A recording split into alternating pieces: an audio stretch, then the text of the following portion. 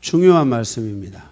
제가 이 강조를 계속했던 말씀 중에 하나이고 중요한 말씀이기 때문에 여러분들이 오늘 말씀은 여러분들이 잘 정리해서 여러분의 삶에 이 존재 혁명을 가져오는 은혜가 있기를 바랍니다. 오늘 열왕기하 2장 1절에서 25절의 말씀을 가지고 하나님의 의지, 하나님의 뜻을 가지라, 이런 제목으로 말씀을 좀 나누도록 하겠습니다.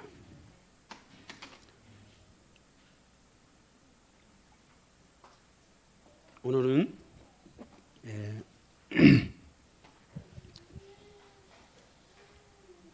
서론을 보고 본론을 가서 세 개의 대주로 나눠서 함께 말씀의 은혜를 함께 나누도록 하겠습니다. 서론을 좀 먼저 보겠습니다. 오늘은 서론, 본론이 다 중요합니다. 서론, 영적 혁명, 존재 혁명을 위한 네 가지 영적 질서. 오늘 화이트보드를 조금 사용하면서 할게요.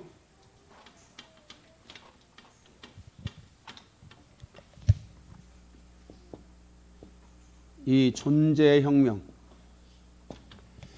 여러분들의 인생사에 이 존재 혁명이 일어나야 됩니다. 예수 믿었으니까 역기능이 풀어지고, 예수 믿었으니까 상처가 떠나가고, 예수 믿었으니까 내 인생의 갇힘이 떠나가고, 갇혀있음이 떠나가고, 예수 믿었으니까 내 인생의 묶임들이 떠나가야 되고, 그리고 악의 순환이 멈춰지고 선순환으로 이루어지면서 여러분들의 삶이 하나님의 은혜로 내가 살았다, 하나님의 은혜로 살고 있다, 하나님의 은혜가 우리 가정에, 우리의 인생에 임했다 라는 이런 말들을 여러분들이 들으면서 살아가야 될 줄로 믿습니다. 너 때문에 산다, 당신 때문에 산다, 당신이 하나님을 믿기 때문에, 당신이 하나님을 믿기 때문에 내가 산다. 엄마 아빠가 하나님을 믿었기 때문에 우리가 삽니다. 자녀들이 하나님을 온전히 믿었기 때문에 부모님들이 산다 라는 이런 말들을 들으셔야 될 줄로 믿습니다. 이 존재 혁명을 위한 네 가지 영적 질서가 중에 첫 번째가 이 영처리라는 것입니다. 영처리를 통해서, 이 영처리를 하는 것은 뭐냐면은 이 옥토의 밭을 만들기 위해서 그렇습니다. 여러분들이 이 마음이 옥토밭이 돼야 됩니다. 상처를 가진 사람들은 무슨 얘기를 해도 상처를 선택합니다. 영적인 묶임이 있는 사람들은 무슨 얘기를 해도 계속 그거를 삑다하게 들어가지고 계속 그것을 뭐예요? 하나님이 원하는 열매를 거두지 못하고 자기가 원하는 방식으로 계속 가요. 자기가 원하는 방식은 가면 늘 후회해요. 후회하면서도 그것을 가요. 왜 그러냐면 그게 영적인 묶임 때문에 그렇습니다.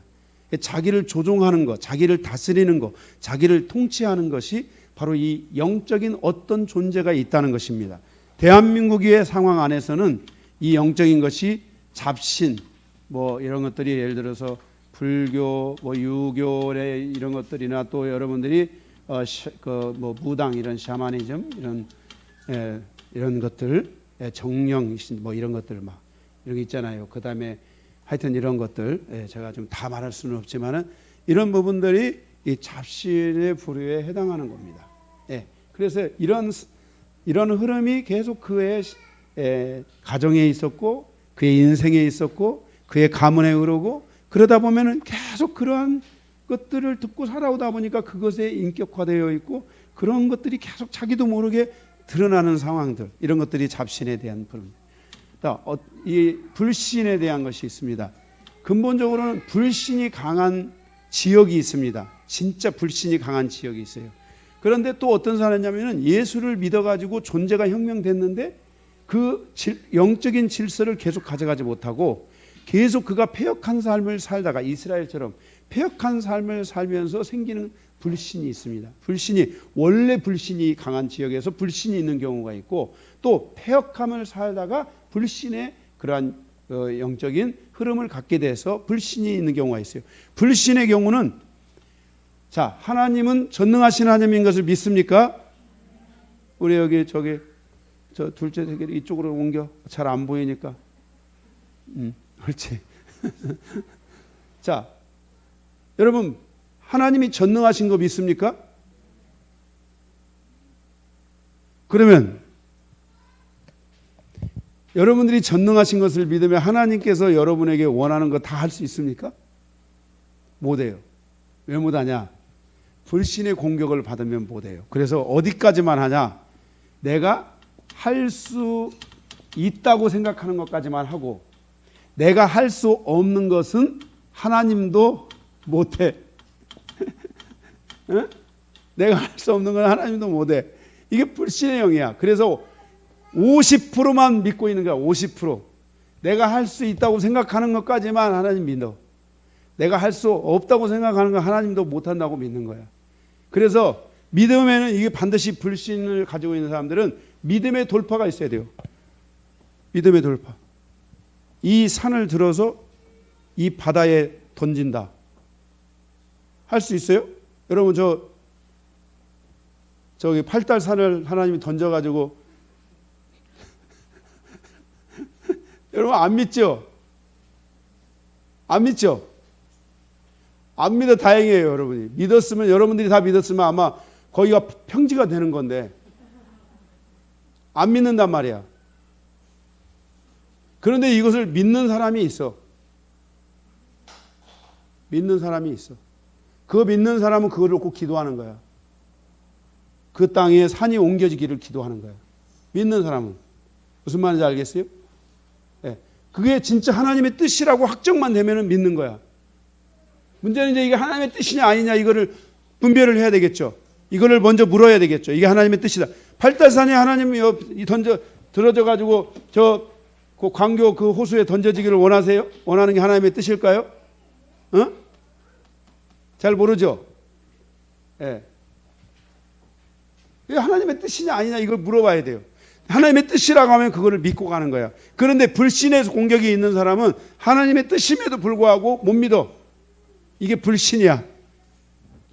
그 다음에 음란이 있어요. 음란.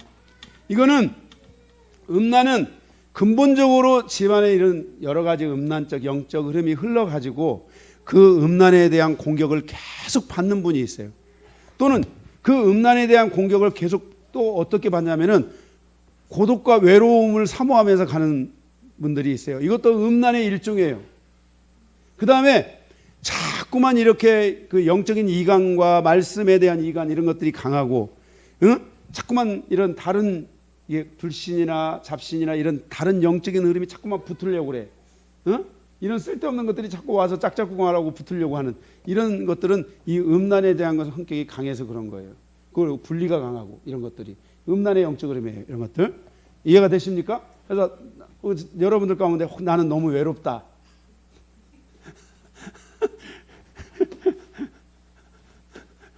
난 너무 외롭다. 그래 그 가수가 그래 죽었잖아. 너무 외롭다 해가지고 죽은 거야. 자, 외롭다. 응? 김홍철 목사님 외로워요? 안 외로워요? 다행이다. 예, 그 외로우면 안 돼. 외로움은 이게 그게 뭐냐면 왜 외로워? 왜 외로워? 쓸데없이 외로운 거야. 응? 쓸데없이. 계속 이런 부분들의 공격이 있는 사람, 음란. 그 다음에 우리나라의 상황에서는 세상의 영도 있어요. 우리나라 이 세상의 영. 예, 세상의 영. 이런 세상에 대한 계속 이런 세상의 유행 이런 것들에 익숙하고 빠르고 이렇게 그런 것들을 추구하고 이런 것들이 그래서 이런 것들의 짬뽕 안에서 세상이 생기는 경우도 있고요. 그 외에 물질, 돈이나 이런 것들을 돈이나 이런 어떤 야망 있잖아. 야망했다. 야망. 예, 야망. 이런 권력 이런 것들이 다 이런 것들에 의해서 이 세상의 영들이 이게 생겨주는 그런 경우들이 있어요. 그래서 여러분들이 이 돈의 노예가 되면 안 돼요. 야망이 너무 이런 야망이나 권력이 막 이런 거 있잖아요. 정치적인 막 권력 이런 야망 이런 건 다 이 세상의 영이 강해가지고 이건 완전히 썩은 물이야. 썩은 물. 그 정치하는 사람들 다 무슨 물이라고 그래요? 썩은 물이라고 해요. 그런데 우리는 그 썩은 물을 가서 놓으려고 그러고, 응? 따라가려고 그러고, 이게 썩은 물이에요.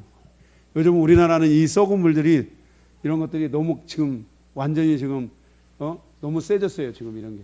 이거 큰일 났어요. 이런 것들이. 이런 게 지금 이 기본적인 국민들의 의식 수준 자체를 흔들어 버리는 이런 아주 썩은 물의 형태들이 지금 굉장히 강해지고 있어요. 응? 무슨 말인지 알겠어요? 예. 지금은 내가 그 친구를 했는데 옛날 같은 교회 다녔던 제가 전도사 시절에 같은 교회를 다녔던 그 정치 지망생이 하나가 있었는데 연대 다녔던 지망생이 걔가 뭐라고 했냐면은 전사님 이쪽 저쪽 다 할 것 없이 다 썩었습니다. 그렇게 했어요. 그렇게 하고 그 뒤로 떠날 것처럼 얘기했는데 어떻게 됐는지 모르겠어요. 근데 다 썩었다고 그랬어요. 썩었다고.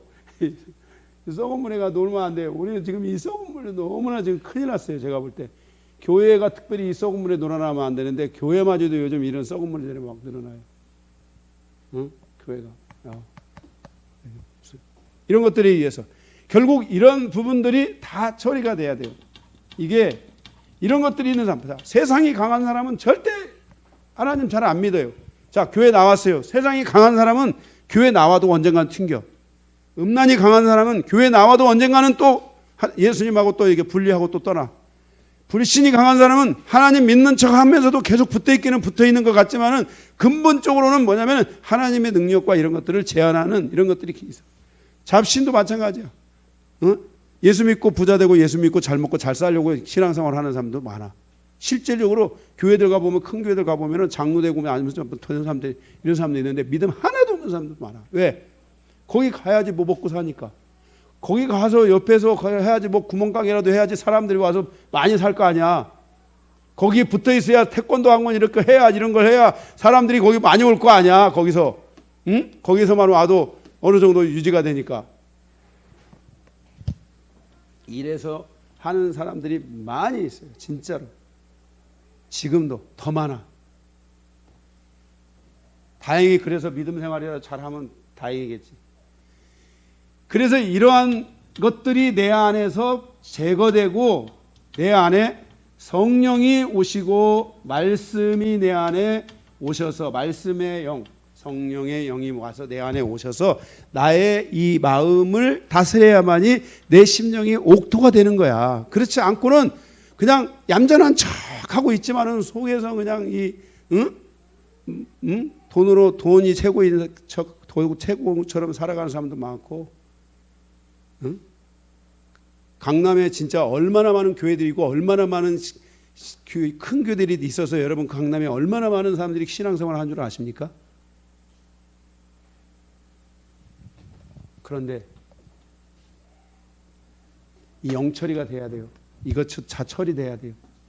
내가 살았던 내 삶에서 내가 이런 것들이 내 안에 내 가족사에 내 인생사에 내 땅에서 내가 살았던 땅에서 이런 것들이 흘러오고 있다. 내가 무슨 죄야? 처리만 하면 돼. 응? 내가 무슨 죄야? 처리만 하면 돼. 믿음으로 처리하는 거야. 예? 이스라엘에 우리가 지금 이 열왕기 상을 봤지만은 이거를 처리하지 않아 가지고 망했단 말이야. 무슨 말인지 알겠어요? 또는 이런 것을 불러들여 가지고 망한 거야. 이해되시죠? 이런 거 불러들여서 망한 거야. 이걸 처리하지 않아서 북이스라엘이 먼저 망했고 그 뒤에 이걸 처리하지 못해서 남유다가 결국 망하는 거야. 성경에 그동안 봤잖아. 열왕기 상에서. 다시 가서 이 말씀을 잘 모르겠으면은 이 말씀을 묵상하면서 열왕기 상을 가서 다시 한번 쭉 읽어보면은 다 나타나. 그리고 좀 더 자세히 보고 싶으면은 에레미야서를 가서 읽어봐. 에레미야서 가보면은 에레미야가 왜 눈물의 선지자인지, 자기 민족을 생각할 때 우상에 빠져서 살아가는 그들을 바라볼 때 에레미야 선지자가 울지 않을 수가 없었어요. 예? 이해되십니까? 그러니까 읽어보시면 돼요. 다 이해가 돼요. 예, 영처리가 돼야 돼요.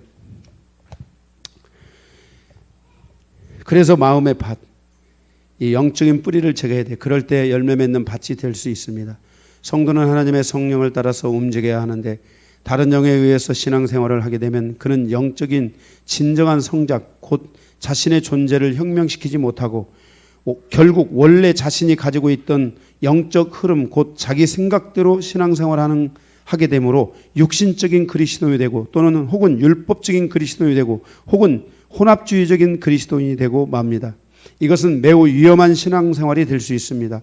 결국 어떤 상황에 따라서는 신앙을 헌시짝처럼 버릴 수도 있다는 것을 기억해야 합니다.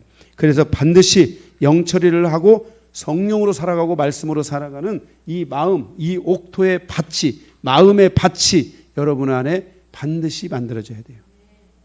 이런 거를 교회에서 안 다루는데, 이런 것들을 교회에서 잘 안 다루는데, 제가 서재에 책이 하나 있는데, 이걸 좀 다룬 책이 하나, 자세히 다루지는 않고 조금 다룬 책이 있는데, 천주교에서는 이런 걸 다루더라고.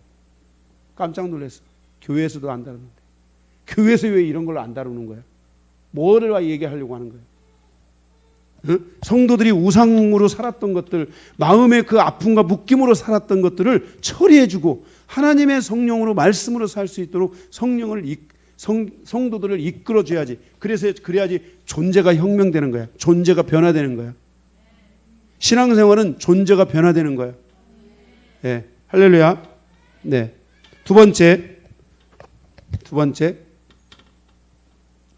순종에 대한 성장이 이루어져야 돼요. 순종의 성장. 순종에 대한 성장이 이루어져야 돼요. 하나님께서 에스겔 선지자에게 하신 말씀이 내 백성이 너무 패역하다 라고 말씀하셨어요. 그것은 하나님의 말씀에 순종하지 않았다는 거예요. 여러분, 패역한 자식은요, 부모의 말에 순종하지 않습니다.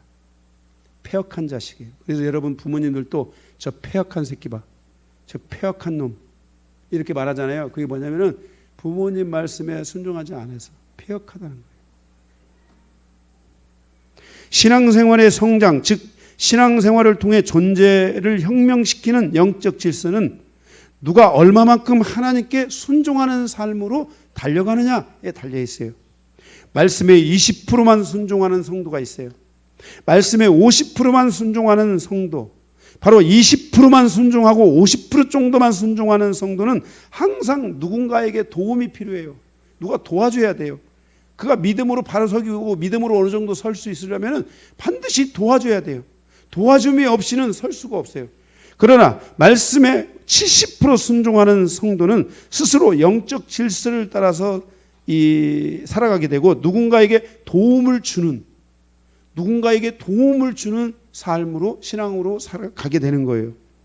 말씀의 90% 이상을 순종하는 성도는 위험에 처해 있는 다른 사람들을 세워줄 수가 있고, 바로 이들을 건져주고 이들을 정말 기도로서 이끌어줄 수 있는 그런 사람이 되는 거예요.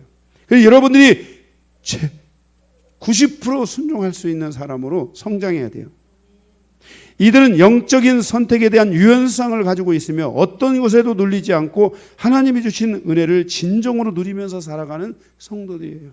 그래서 이 영적인 이 순종이 있어야만이 바로 이 존재가 혁명되는 거예요. 네 가지 중에 두 번째, 이 순종함에 대한 성장이 있어야 돼요. 말씀에 벌써 자녀들이요, 성도가요, 말씀에 90% 순종하기 시작하면은요, 자녀들의 경우에는 가정에 가면 거의 순종의 자녀가 됩니다. 만약에 여러분들이 말씀에 90% 순종하는 성도가 됐다면 여러분들은 자녀를 지켜줄 수 있을 거예요. 믿음 안에서. 설령 그가 믿음 안에 있고 없고와 관련이 없어요.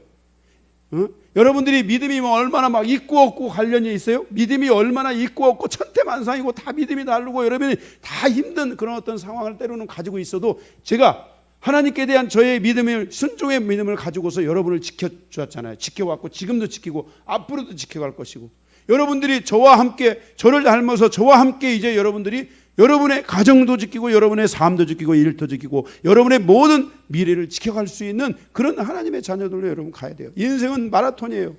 마라톤이라기 때문에 언제 가서 어떤 일이 일어날지 아무도 몰라요. 네?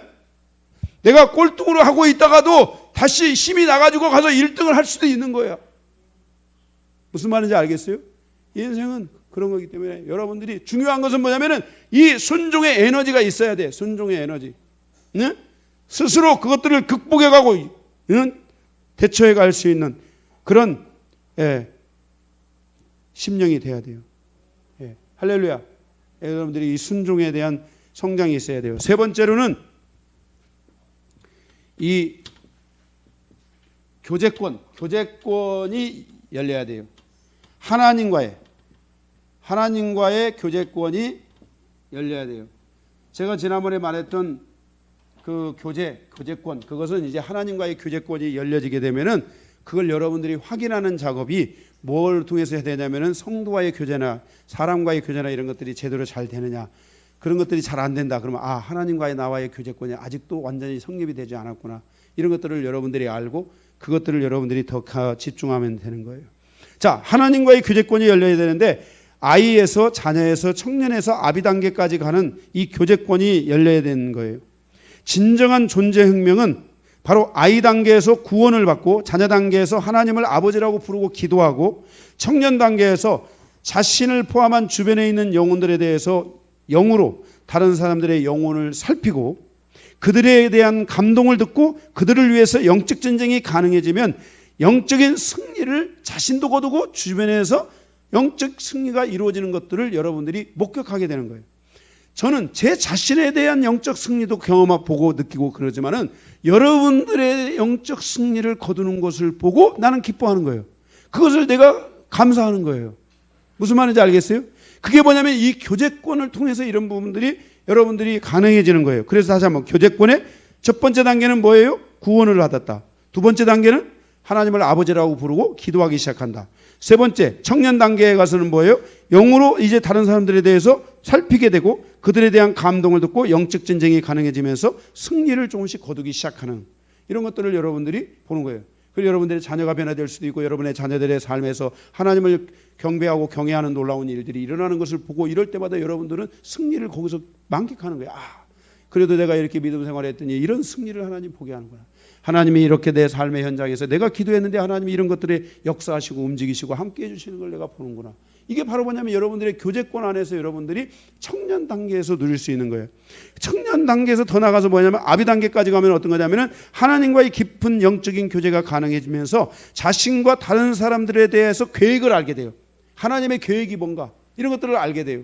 그 계획을 알고 그 계획을 놓고 중보하고 기도하기 시작하고 그리고 다른 사람들을 보호해 주기 시작하는 거예요. 여기 이게 중요한 거야.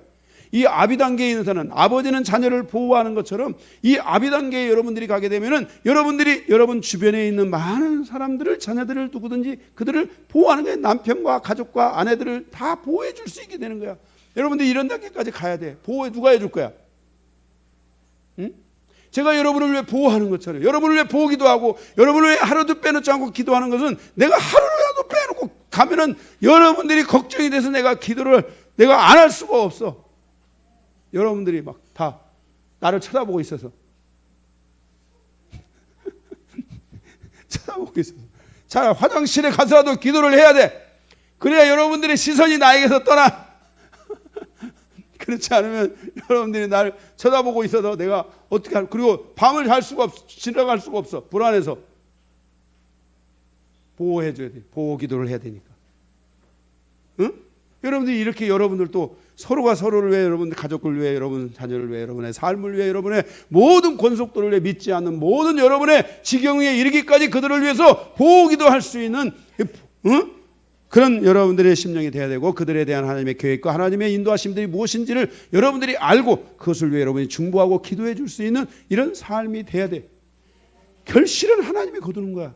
때가 되면 이런 교제권들이 여러분한테 이뤄야 돼. 그래서 여러분들이 이런 교제권들이 여러분들이 하나님 안에서 이것을 열려지면서 여러분 안에 뭐예요? 인생사 안에 서로가 서로 안에 교제하면서 교제권이 열려지면서 그 교제권 안에서 여러분들이 서로를 사랑하고 아껴주고 위로하고 이렇게 격려해주는 이런 일들까지 일어나면서 뭐예요? 혼자 기도하지 않고 같이 기도하는 이런 일들이 풀어지려면은 여러분들이 교제가 이루어져야 돼요. 서로를 사랑해야 돼요. 응? 할렐루야. 이게 아주 중요한 거야.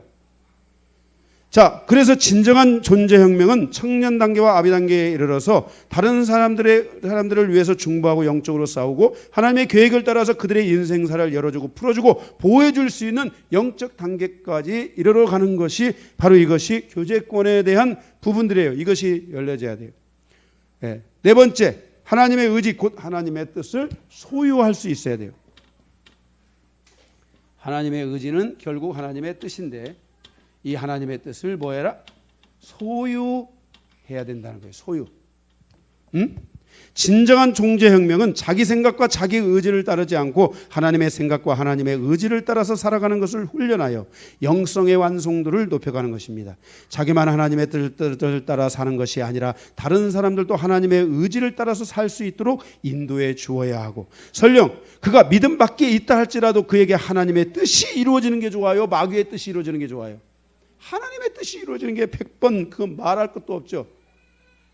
하나님의 뜻이 이루어질 수 있도록 믿음의 기도를 해줄 수 있어야 돼요. 네, 할렐루야. 오늘 본문에 나타나는 엘리야와 엘리사의 선택과 결단이 하나님의 뜻을 따라서 가고 있는 것을 볼 수 있습니다. 이들의 선택과 결단을 통해서 보여주고 있는 교훈은 무엇입니까? 우리가 하나님의 뜻을 따라서 살아가기 위해 집중해야 할 것은 무엇인지 살펴보면서 함께 은혜 받는 시간이 되기를 원합니다. 할렐루야. 자, 서론 끝났어요. 엄청 빠르게 해가지고 다 알아들었죠? 예. 이거는 하도 많이 들어가지고 어렵지는 않을 거야. 문제는 여러분이 얼마나 하고 있느냐 안 하고 있느냐, 이게 관건이야. 나는 여러분에게 다 얘기를 해줬으니까 여러분들이 이제 여러분들의 몫이야. 좀 해봐. 이 네 가지만 여러분들이 제대로 해도 여러분들은 봐서 말씀도 보이고 다 보여 그냥. 자, 그러면 이제 하나님의 뜻을 따라 살아가기 위해 집중해야 할 것은 무엇인가? 첫째, 1번. 엘리야는 자기가 원하는 곳에 머물지 않고 하나님의 계획과 뜻을 따라서 계속해서 옮겨갔습니다. 자, 이 엘리야는 하나님의 뜻을 따라서 옮겨갔는데 두 가지를 여기서 볼 수 있는데, 첫째는 1절에 하나님은 엘리야를 그의 육체와 함께 하늘로 옮기려 한다는 것을 알았습니다. 그래서 자신이 지금 뭔지는 모르지만 하나님의 성령의 감동에 의해서 하나님이 자기의 육체를 하늘로 올리려 한다. 그러니까 엘리야는 자기 지금 어느 상황에서도 경험해 보지 못했고, 정말 그 희한한 어떤 상황, 정말 그 전혀 예상할 수 없는 그 자기의 몸을 하나님이 육체를 끌어 하늘로 올린다는 이 상황에 대한 것을 본인이 이해하고 이해 못하고 그런 걸 떠나서 그가 믿음 안에서 그것을 받아들여야만 했어요. 그것은 누구의 의지였냐면 자기의 의지가 아니라 하나님의 의지였어요. 엘리야는 할 일이 많았을지도 몰라요. 엘리야는 가족도 있었을지도 몰라요. 그 부모님도 있었고 그가 부양해야 되는 많은 가족들이 있을 수도 있고 친척들도 있어야 되고 자기가 그 땅에서 남아서 할 일도 많이 있어야 될지도 몰랐어요. 그는 그렇게 나이가 많이 먹은 사람이 아니에요. 정말 젊은 사람이었어요. 그런데 하나님이 엘리야를 하늘로 올리려 하신다는 것을, 자신의 육신을 하늘로 올리신다는 것을 알았을 때, 인지하기 시작했을 때, 그것이 뭔지는 몰라도 그것이 어쩌면 엘리야가 생각할 때 뭐라고 생각할 수도 있어요. 죽음이라고 생각할 수도 있을지도 몰라요. 왜? 사람이 육신이 떠난다는 것은 뭐라고 생각할 수 있어요? 죽음일 수도 있는 거 아니겠어요? 그런데 엘리야는 자기의 의지가 아닌 하나님의 의지에, 자기 뜻이 아닌 하나님의 뜻에 자기 자신을 맡겨야만 했어요. 사람의 육체가 하늘로 올라가는 것은 부활을 의미하며 들림받는 것을 의미합니다. 이것은 주님이 공중에 오실 때나 이 땅에 오실 때 가능한 사건입니다. 성도는 자신의 육체가 부활에 이를 수 있도록 해야 하며 주님께서 이 땅에 오실 때 이 육체가 들림 받을 수 있는 육체가 돼야 되고 부활할 수 있는 육체가 돼야 됩니다. 성경에서 말하는 부활은 영혼의 부활을 말하는 것이 아니라 몸의 부활을 의미하고 있다는 것을 알아야 됩니다. 그래서 사도 바울이 죽은 자의 부활에 대한 것을 말할 때 그것은 바로 몸의 부활을 말씀하고 있는 것입니다. 할렐루야. 네, 성경에 영혼의 부활은 단 하나도 없어요. 부활은 무슨 부활? 몸의 부활을 의미한다는 거예요. 여러분의 신앙생활이요, 주님이 내일 오신다면 여러분의 이 몸이 부활할 수 있는 신앙이 돼야 돼요. 주님의 부활에, 주님이 이리 오너라 할 때 그 주님의 오심에 몸이 반응하여 갈 수 있는 이러한 여러분의 몸이 되도록 해야 돼요.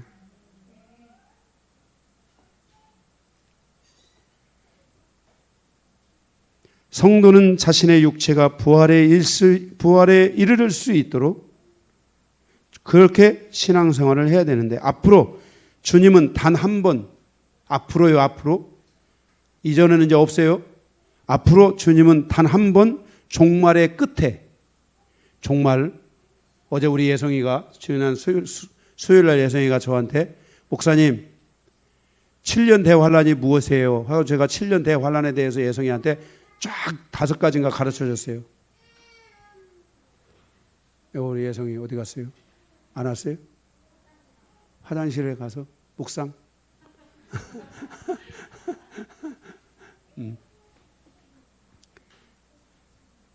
그래서 제가 얘기해 줬어요. 다 이해했냐고, 이해했대요. 그래서 제가 뭘 이해했냐고 물어봤더니 이해를 했더라고요. 물어봤어요. 제가 그랬더니 이해를 잘했어요. 진짜. 초등학교 3학년인데 이해를, 3학년, 4학년이에요. 3학년? 다 이해를 했더라고요. 그 믿음 생활 잘하기로 했는데 어디 가나 모르겠네. 여러분들이 이런 이 7년 대환란이나 이런 것들에 여러분들이 너무 지나치게 그걸 쫓아가다 보면 여러분들이 시한부 종말론에 빠질 수 있고요.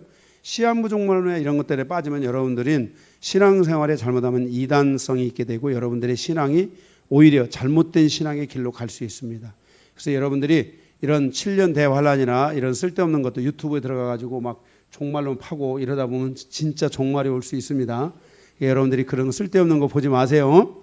제가 볼 때 유튜브에 진짜 좋은 종말에 대한 것들은 하나도 못 찾아봤어요. 지금까지. 내가 나만 옳다는 게 아니라 다 대부분이 다 이 7년 대환란에 대한 거기에 빠져서 잘못하면은 시한부 종말론으로 갈 수 있는 이 7년 대환란의 종말론을 잘못 빠지면은 전부 여러분 재산 팔아가지고 땅 사고 땅에다가 지하 구멍 파든지 아니면 산 속으로 들어가서 거기다가 그 판넬 집 짓고 거기 들어가서 여러분들이 기도하다가 거기서 농사 짓고 이렇게 살다가 주님 오시 기다려 주님 안 오시면 다 탕진하고 죽는 거예요. 그런 쓸데없는 데 빠지면 안 돼요. 이런 여러분들이 7년 대환란이나 나도 옛날에 신학은 7년 대환란 공부했는데 이게 아닌 걸 제가 여러분들에게 확실히 말씀드리는 거예요. 처음 내가 믿었던 거니까 나도 엄청 쫓아다녔어요. 근데 성경을 쭉 보면서 하나님이 가르쳐 준 게 그게 아닙니다. 우리는 주님이 언제 오실지 모릅니다. 그러나 우리가 이 심판을 위해서 어떻게 준비해야 되는지, 이 7년 대환란에 대해서 어떻게 준비해야 되는지 이런 건 여러분들에게 제가 요한계시록에서 말씀을 드렸지만 기회가 되면 여러분들에게 또 말씀을 드리고 가능하면 또 요한계시록도 한 번 더 강의도 하고 그렇게 해서 여러분들이 더 깊이 알도록 그렇게 제가 도와드리겠습니다. 그래도 나는 궁금합니다 하는 분들은 저에게 개별적으로 오시면 제가 여러분들에게 가르쳐 드릴게요. 그래서 지금 어디 하는 거야? 그래서 종말의 끝은 뭐예요? 바로 그 7년 대환란이 끝나는 그때예요. 그 종말의 끝은 그때 주님이 공중에 재림하세요. 그때 마지막 오시는 거예요. 이제 우리의 현대사에서는 처음이자 마지막으로 한 번 오시는 거예요. 그때 오실 때 그때 성도는 첫째 부활에 참여할 수 있어야 됩니다.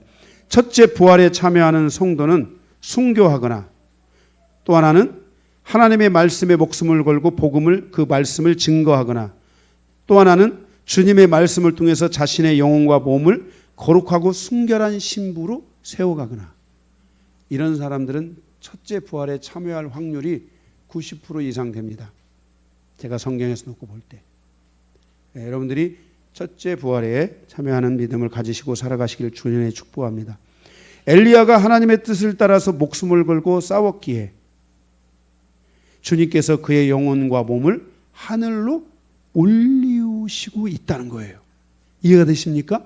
네. 그래서 엘리야가 지금 뭐예요? 들림을 받는 거예요. 죽음을 보지 않고 몸이 그냥 부활에 이르는 거예요. 엘리야가 지금 영혼 떨어가고, 지금 여기 뒤에 보면 미친 사람들이 엘리야의 시체를 찾아다니고 하는 사람들이 있어요. 응? 예. 이 얼마나 패역한 사람들이에요. 예, 이런 이따가 말씀을 볼 거예요. 예, 엘리야가 이렇게 몸이 이렇게 부활해서 올라갔어요. 들림 받아서 갔어요. 할렐루야. 예. 자, 둘째, 엘리야는 자기가 원하는 곳에 머물지 않고 하나님의 계획과 뜻을 따라서 계속 옮겨갔다 했어요. 그래서 자기의 몸이 육체가 하늘로 올라가는 것을 따라서 하나님의 뜻을 따라 자기가 순종했다 했어요. 둘째는 엘리야는 자기가 원하는 곳에 머물지 않고 하나님의 뜻을 따라서 계속 옮겨갔어요. 길갈에서 베델로 갔고, 베델에 있는데 하나님께서 다시 여리고로 오라는 거예요. 그래서 다시 또 여리고로 갔어요. 여리고에 있는데 하나님께서 다시 요단으로 오라는 거예요. 그래서 요단강으로 다시 가는 것을 보게 돼요. 나를 향한 하나님의 뜻은 언제 어디서 어떻게 이루어질지 아무도 모릅니다. 이 말을 여러분들이 평생에 여러분의 가슴에 새겨야 돼요. 나를 향한 하나님의 뜻은 언제 어디서 어떻게 이루어질지 아무도 모릅니다. 그래서 성도는 항상 하나님께 집중해야 합니다. 하나님을 향하여 위를 바라보고 집중할 때 하나님의 뜻이 나의 시야에 들어오고 하나님의 뜻이 나의 가슴에 오게 되는 거예요. 하나님의 뜻을 알 수 있게 되는 거예요.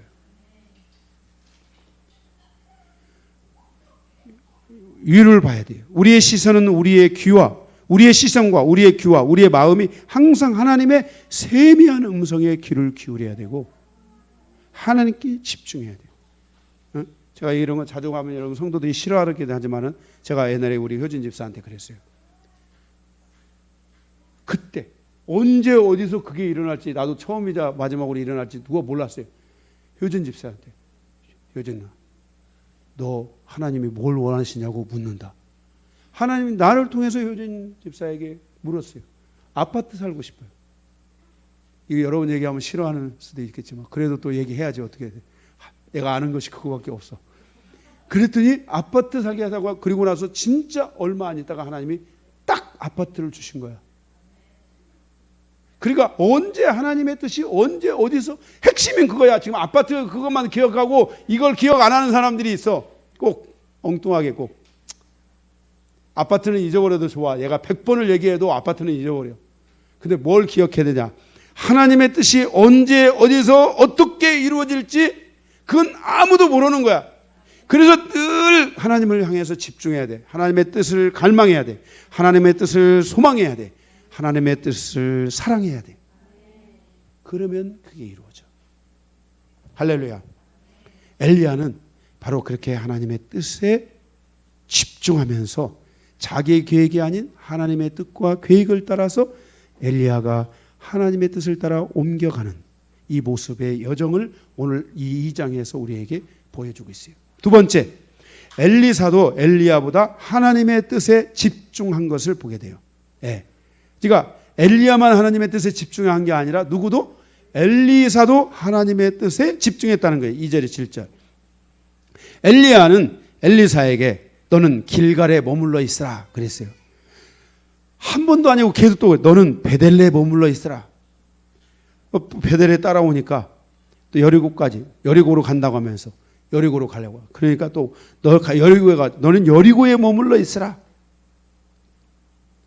이렇게 길갈에 머물러 있으라, 베델에 머물러 있으라, 여리고에 머물러 있으라 이렇게 말씀하는데, 그러나 엘리야에게 임한 하나님의 뜻은 엘리야를 따라 가는 것이라는 것을 엘리사는 확증했던 거예요. 엘리야를 따라가야 된다. 엘리야를 따라가는 게 하나님의 뜻이다라는 것을 엘리사는 확증했기 때문에 그 위대한 선지자 엘리야가 너는 여기 머물라 했을 때 그는 머물지 않고 하나님의 의지와 하나님의 뜻을 따라서 가게 되는 것을 보게 돼요. 그리고 그는 엘리야에게 말하기를 내가 목숨을 걸고 나는 당신을 따라가겠습니다. 뭐라고요? 목숨을 걸고 나는 당신을 따라가겠습니다 하면서 엘리사가 엘리야를 따라서 하나님의 뜻에 순종하여 가는 이 모습을 우리가 여기서 볼 수 있게 되는 거예요.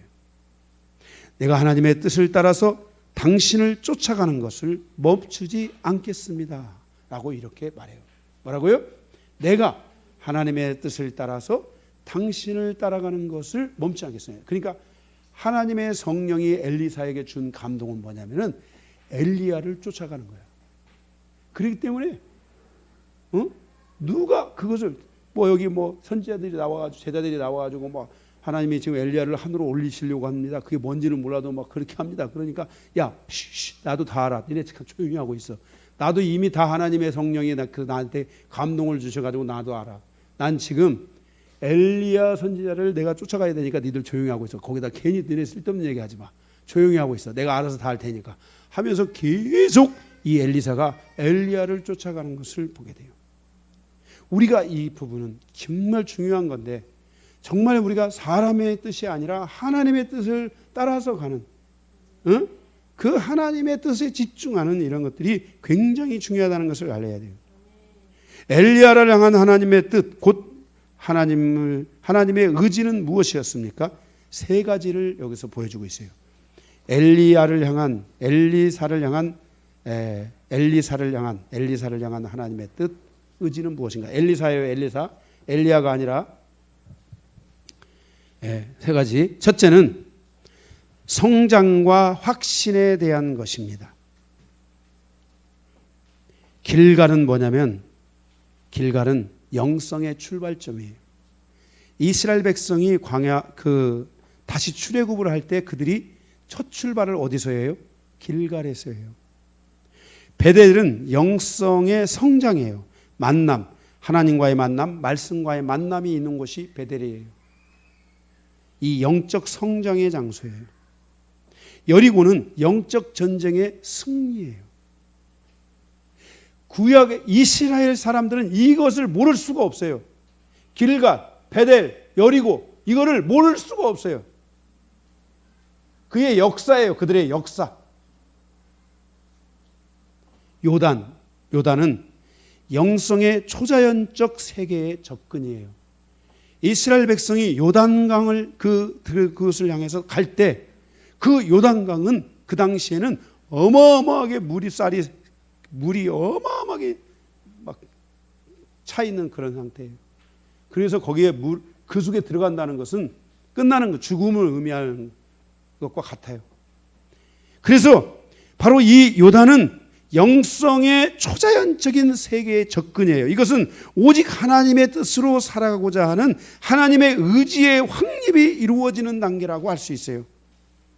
여러분들이 이러한 이 요단에 이르게 되면은 영성에서 여러분이 길갈의 출발점과 함께 베델을 거쳐 성장이 이루어지고 여리고를 통해 승리하게 되고 요단을 통해 이 초자연적 세계에 여러분이 접근하게 되면 하나님의 뜻으로 살아가고자 하는 하나님의 의지와 뜻이 확립되기 시작하면은 여러분들은 여러분들의 삶에 있어서 이제는 여러분들이 하나님의 뜻이 무엇인지를 쉽게 알 수 있어요.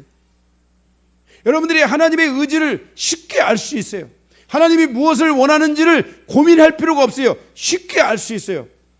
그리고 그것을 여러분들이 바로 하지 않고 조금 놓고 기도하고 계속해서 기도해 주면서 상대가 그것을 더 깊이 깨닫고 그 상대가 그 하나님의 의지와 뜻을 잡을 때까지 여러분이 기다릴 수 있는 힘을 갖게 되는 거예요. 저의 하는 것은 제가 여러분 여기 김차 임사님에 대한 하나님의 뜻이 있다고 해서 내가 이 하나님의 뜻이 이거니까 이거를 가세요. 그러면 못 갈 수 있어요. 그래서 저는 그 하나님의 뜻을 붙잡을 수 있을 때까지 기다려줘야 돼요. 때로는 하나님이 제가 이번 주 수요일 날에도 우리 어떤 집사님이 오셔서 사역을 하면서 하나님이 그동안에 계속 무언가 있었는데 그것들을 하나님이 다 주시지 않았어도 하나님이 한 방에 크게 역사하시는 이런 모습을 나는 봤다.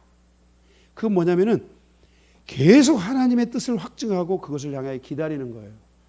그것을 기다리는 사람은 아는 거예요. 그것이 무엇인지.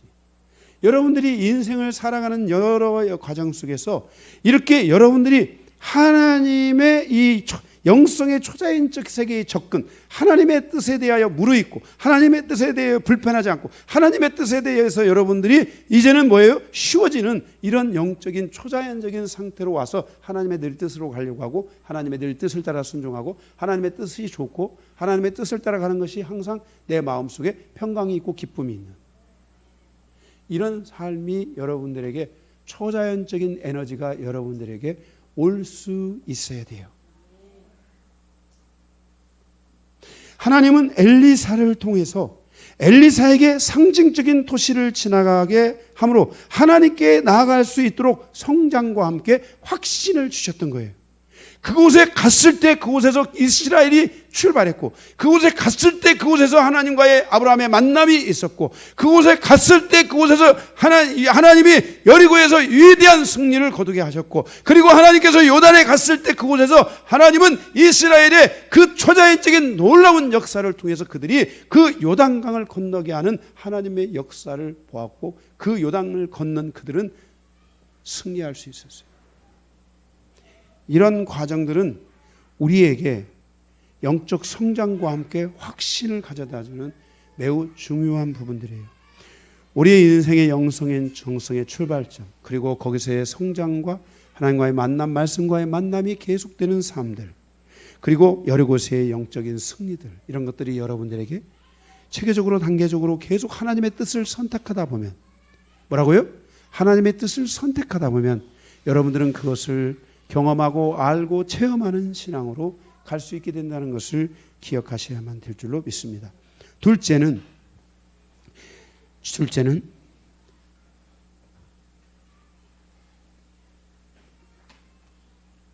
엘리사도 엘리야보다 하나님의 뜻에 집중했는데 뭐예요? 하나님의 뜻. 두 번째는 뭐였냐면 주의 종의 기름 부음이었어요. 성령의 기름 부음을 선포해 주기를 원했고 성령의 기름 부음이 엘리야에게서 엘리사에게로 흘러오기를 원했어요. 이미 엘리야에게는 성령의 기름 부음이 충만했어요. 그의 능력과 그가 드러내고 있는 하나님의 놀라운 역사는 모든 사람이 다 알고 있는 정말 놀라운 영광이었어요. 그의 기름 부으심을 통해서 하나님의 위대한 사역을 엘리사는 감당하기를 원했어요. 엘리사는 시골의 농사꾼이었어요. 엘리야도 시골의 무명의 선지자였는데 혜성과 같이 그가 등장했어요. 그리고 그 엘리야가 지금 하나님의 위대한 부르심을 받고 있다는 자기도 지금까지 듣기만 했지 에녹이 부활했다라는 것을 에녹이 들림받았다는 것을 자기도 듣기만 했지 그것이 무엇인지 모르는데 그 일을 지금 자기 눈으로 보는 데서 하나님이 그 일을 행하시려고 한다는 거야. 엘리사가 그 위대한 종 엘리야의 그 능력을 엘리사는 사모했던 거예요. 그리고 그 시골 농사꾼을 사용하셨던 하나님이 나도 이 시골에서 이 농사를 짓다 온 나도 하나님이 사용하실 거라는 그 믿음이 엘리사에게 있었던 거예요. 엘리사는 하나님께서 엘리야를 사용하신 것처럼 반드시 자기도 사용해 주시기를 원했어요. 그는 스스로 부족함을 느끼는 시골뜨기 선지자였어요. 감히 스스로 하나님께 나아가지 못하고 엘리야의 능력을 덧입기를 원했던 것이에요. 엘리사에게 자기에게 온 성령의 감동을 소멸하지 않고 엘리야로부터 능력을 덧입기까지 그는 계속해서 엘리야를 따라갔어요. 하나님의 뜻 안에서, 의지 안에서. 그리고 마침내 엘리야가 물었어요. 너의 소원이 무엇이냐? 내가 당신의 성령의 기름 부으심에 갑절을 내가 얻기를 원하나이다. 셋째, 엘리사가 원했던 것은 셋째, 엘리야의 겉옷을 취하는 것이었어요. 여러분, 성경의 지식에 의하면은 성도가 휴거될 때, 들림을 받을 때, 부활의 몸이 될 때는 무엇을 입는다고 나와요? 성경 요한계시록에 나오는데, 세마포 옷을 입는 거예요. 그러니 땅에 있는 겉옷은 어떻게 되는 거예요? 땅에 남는 거예요. 여러분, 신약 성경에 보면은 바울의 손수건만 만져도 능력이 나간다는 놀라운 이야기가 성경에 있어요. 엘리사는, 엘리야 그 선지자가 휴거가 되면, 들림을 받으면 부활의 몸이 되어 하늘로 올라갈 때 세마포 옷을 입고 갈 텐데, 그 엘리야의 겉옷을 자기가 취하기를 원했어요. 그래서 엘리야가 올라간 뒤에 그는 옷을 찢고, 자기 옷을 찢었어요. 자기 옷을 찢고, 그리고 뭘 취했어요? 엘리야의 옷을 자기가 취해서 입었던 거예요. 할렐루야. 그리고 그가 갔을 때 뭘 했어요? 요단강을 가는데 엘리야처럼, 엘리야의 하나님이 어디 계시나이까 하면서 엘리야의 겉옷을 벗어서 그 요단을 치는데 진짜 요단이 갈라졌던 거예요. 할렐루야. 이게 엘리사 선지자의 이제 능력의 시작인 거예요. 엘리사 선지자는 바로 그 엘리야의 그 옷으로부터, 그 성령의 갑절의 그 기름 부심으로부터, 그 하나님의 의지에 담겨져 있는 그러한 순종의 그 확신으로부터 엘리사 선지자는 드디어 자신의 삶에 하나님의 능력이 함께한다는 것을 보기 시작한 거예요. 그리고 그의 사역의 전반에 거쳐서 엘리야보다도 갑절의 능력이 드디어 나타나기 시작하는 것을 볼 수 있어요. 이게 바로 엘리사를 향한 하나님의 뜻이었고 의지였어요.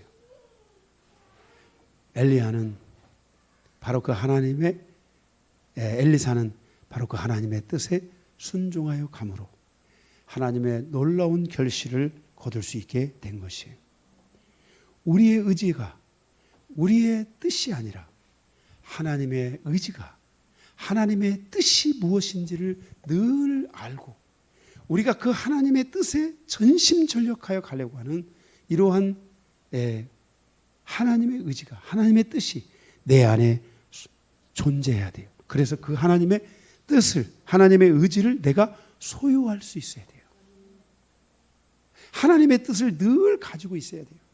하나님의 뜻을 늘 구하는 갈망이 있어야 돼요. 이 가슴이 하나님의 뜻을 구하는 갈망으로 뜨거워져야 돼요. 응? 할렐루야. 마지막 세 번째, 엘리사 앞에서 드러나는 그 시대의 패역함을 통한 교훈. 한 위대한 선지자의 탄생과 함께 오는 이 이스라엘의 패역함이 무엇인지를 보여주고 있어요. 거기 두 가지가 있는데, 첫째, 하나님께서 하신 부활의 영광을 믿지 못하는 선지자들, 제자들을 볼 수 있어요. 거기 용감한 선지자들이 50명이 있다고 누군가. 이것은 뭐냐면은 하나님께서 하신 이 부활의 영광, 엘리야의 몸을 부활의 영광에 이르게 한 이것을 믿지 못한 것은 바로 그들이 그 시신을 찾겠다고 사람들을 거기서 산으로 보내는데 그걸 엘리사가 허락하죠. 허락을 해요. 일단 찾아봐라. 그럼 가서 며칠인가를 찾았는데 없었어요. 이게 뭐냐면은 이런 시신을 찾아 나서는 것은 뭐냐면은 엘리야에 대한 불신이에요. 엘리야가 시신이라도 보자. 이 하나님에 대한 불신이에요. 하나님에 대한 불신. 하나님이 부활의 하나님인 것을 아는데도 못 믿어요. 이것은 엘리사에 대한 불신이에요. 엘리사가 저 농부 출신이 가서 저 위대한 능력을 받는데 진짜 저게 긴지 아닌지, 엘리야의 옷인지 아닌지 다 뭔지 확인하고 싶은 거예요. 부활의 신앙을 모르는 백성들의 패역함이에요. 이것은 영적 무지의 극치라고 할 수 있어요. 이것이 북이스라엘이 가지고 있는 지금 불신의 영에 시달리고 있는 북이스라엘의 영적 흐름이에요. 북이스라엘이 이 불신이라는 영적 흐름을 깨뜨리지 못하기 때문에 그들은 우상 숭배에 빠져서 결국은 그들은 망하게 되는 거예요. 영적인 무지는 결국 자기의 신앙을 폐역의 길로 가게 한다는 것을 기억해야 돼요. 성경은 말씀하고 있어요. 묵시가 없으면 백성이 방자히 행한다고 말씀하고 있어요. 우리의 삶에 진짜 이 영적인 무지, 여러분들이 이런 영적 무지한 자가 아니라 영적으로 깨어있는 자들이 되시기를 바랍니다. 그래서 정말 주님의 재림을 기다린다면, 종말에 대한 주님을 기대하는 마음이 있다면 여러분의 영혼이 하나님 앞에 바로 서야 되고 여러분의 육체도 주님 앞에 바로 설 수 있도록 계속 깨어 있어야 되고, 아멘. 여러분들의 육체를 가지고 있는, 여러분의 강건하면 70이요 80인 여러분의 인생을 살아가면서 순교하든지, 아니면은 하나님의 말씀을 정말 전하다가 죽든지, 아니면은 여러분의 말씀을 통해 여러분의 영혼과 여러분의 몸을 정결한 그리스도의 신부로 회복시켜 가든지, 여러분이 과거에 어떤 삶을 사는지 하는 건 하나도 중요하지 않아요. 주님이 여러분의 보혈로 여러분을 다 덮으셨고 여러분 다 용서했고 여러분을 지금은 정결한 신부라고 여러분을 부르시고 있어요.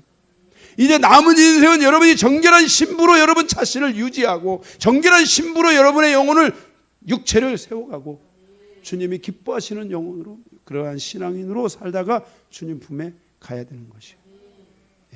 이 부분이 여러분의 삶에 있어서 주님께 집중하면, 말씀에 집중하면, 성령께 집중하면 할 수 있어요. 그러나 여러분들이 자꾸만 세상에 그런 것들에 집중하고 가다 보면 여러분들이 잊어버릴 수 있어요. 여러분들이 항상 하나님께 더 집중하시기를 주님의 이름으로 축복합니다. 첫째는 뭐예요? 하나님께서 하신 부활의 영광을 믿지 못하는 선지자들, 제자들의 패역함을 보았고, 둘째로는 하나님의 선지자에 대한 존중함을 잃어버린 세대의 백성들의 패역함에 대한 심판이에요.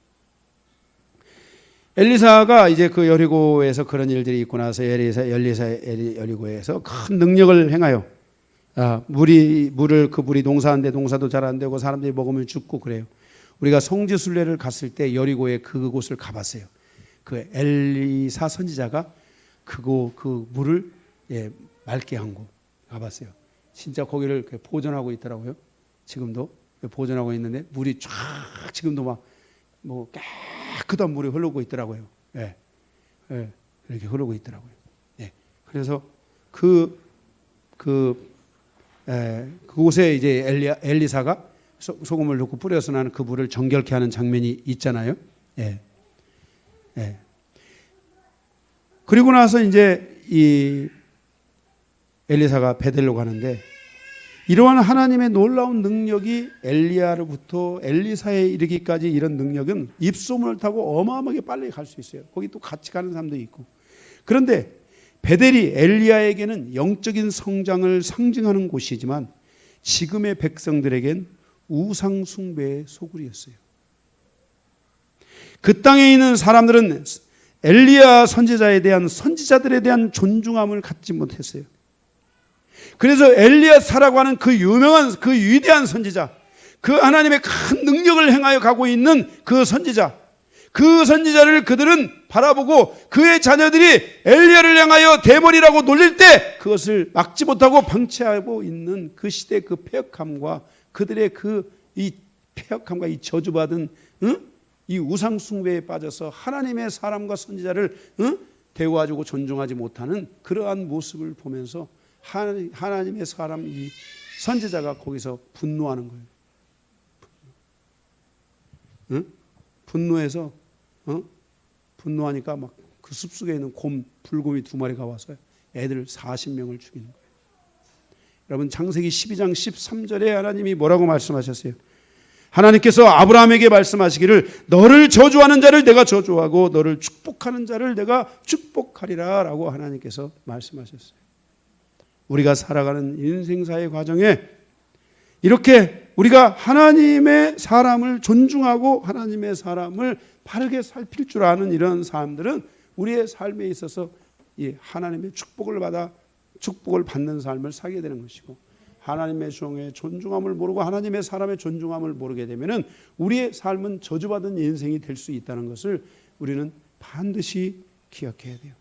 우리 성도들 가운데야 뭐 저를 저주하는 성도가 있겠습니까마는 진짜 저의 이 목회 짧은 목회 사역이지만은 정말 저는 하나님이 그런 것들을 많이 보여주셨어요. 별로 좋은 목회가 아니죠. 그러니까 왜 그렇게 이렇게 존중함이 있어야 돼요. 우리 인생이 이렇게 말씀과 하나님의 이 역사에 대해서 하나님에 대해서 이게 불신앙을 갖고 있는 게 아니라 하나님을 소중하게 여기는 사람은 하나님의 종을 소중하게 여기는 삶을 살 수 있다는 것을 꼭 기억해야 돼요. 여러분 주의 종을 존중히 여길 때 하나님은 여러분의 삶을 그것을 다 기억하시고 천배 만배로 하나님이 다 갚으시고 역사해 주신다는 것을 믿으시기 바랍니다. 할렐루야. 말씀 끝입니다.